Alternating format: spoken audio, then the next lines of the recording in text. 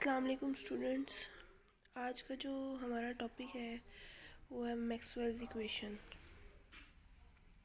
Maxwell in 1865 examined Gauss's amperes and Faraday's laws for electric and magnetic fields and found that although these expressions were compatible with the equation of continuity for steady state but were not true for the charge density which were changing with the time.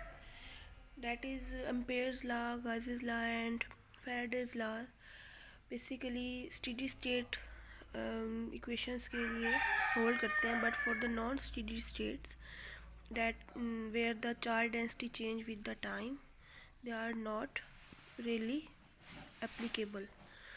So Maxwell correlated three in these laws for non-steady state in the form of certain equation called as Maxwell equation. So these equation in form of integral and differential form are given as.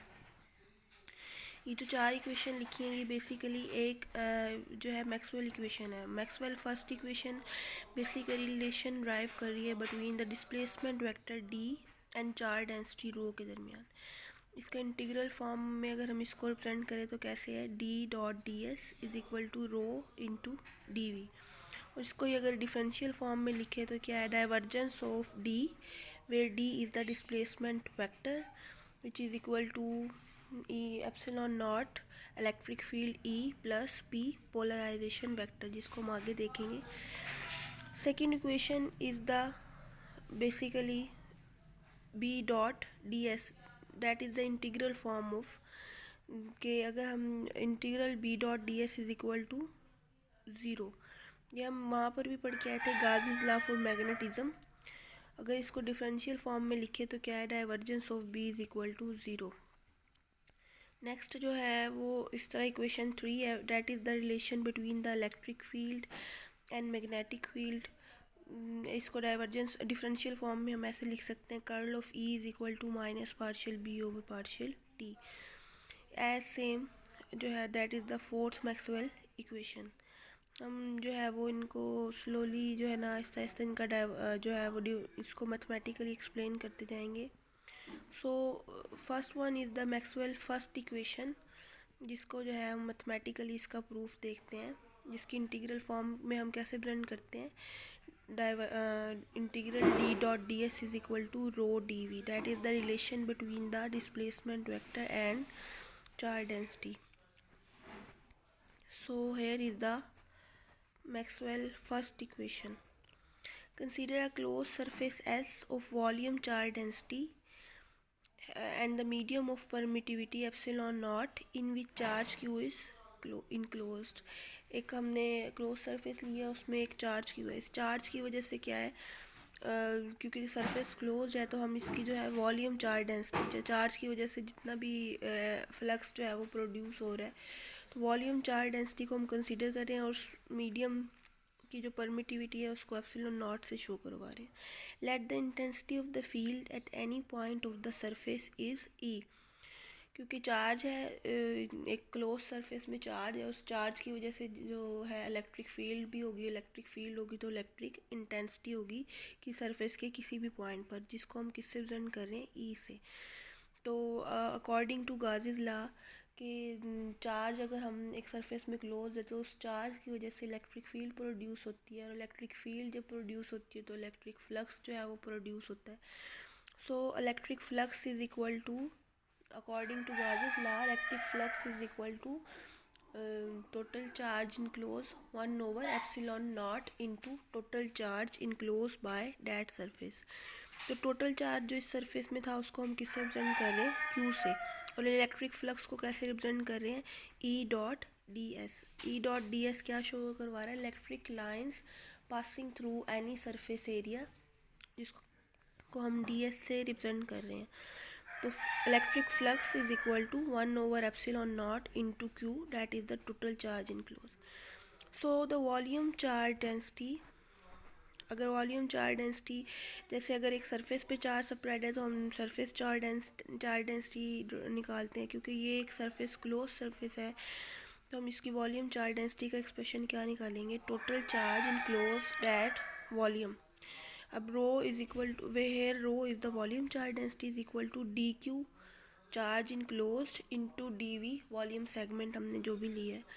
So d q will be equal to rho into D v. तो यहाँ से हम total charge निकाल सकते हैं, तो हम इसको इंटीग्रेट करेंगे बोथ साइड को. So that will be equal to Q is equal to rho into D V. So here we got the value of total charge enclosed by that surface in terms of volume charge density. So इसकी value जो है हम ऊपर equation में put कर देंगे, जो हमने गाउस लॉ से इक्वेशन ड्राइव की हुई है कि electric flux is equal to epsilon naught into total charge enclose by that surface. तो हम यहाँ पर क्यू की जो है वो वैल्यू पुट कर देंगे. तो ये हमारे पास इक्वेशन 1 आ गई. सिंस द डिस्प्लेसमेंट वेक्टर, हम डिस्प्लेसमेंट वेक्टर को हमने ऑलरेडी पढ़ा हुआ है, जिसको हम मैथमेटिकल फॉर्म में ऐसे लिखते हैं, D is equal to epsilon naught into electric field plus P here is the polarisation vector.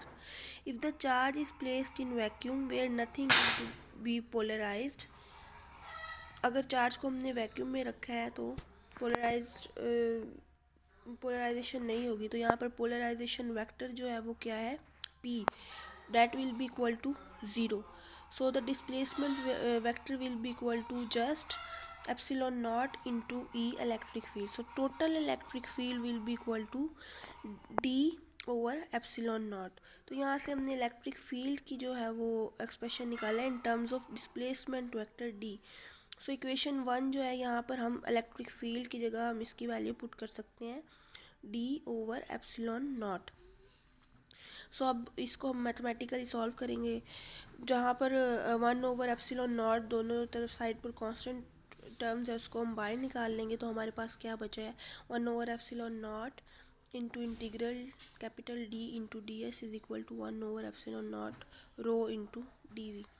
जब ये कैंसिल हो जाएगा तो हम इसकी डिफरेंट इंटीग्रल फॉर्म आ गई है, that is the d into ds is equal to rho into dv, which is the integral form of the Maxwell's first equation.